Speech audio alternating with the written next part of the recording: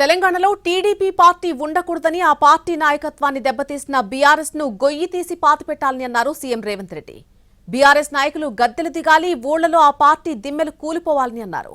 అప్పుడే నందమూరి తారక రామారావుకు నిజమైన నివాళులర్పించినట్టవుతుందని అన్నారు సీఎం రేవంత్ రెడ్డి.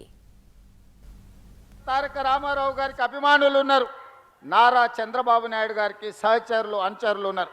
వాళ్ళందరికీ నా విజ్ఞప్తి ఒక్కటే, ఈ తెలంగాణ రాష్ట్రంలో తెలుగుదేశం ఉండొద్దని కక్ష గట్టి ఆ పార్టీ నాయకత్వాన్ని దెబ్బతీసిన చంద్రశేఖరరావును బీఆర్ఎస్ను సమూలంగా 100 మీటర్ల గోతి తీసి పాతి పెట్టినప్పుడే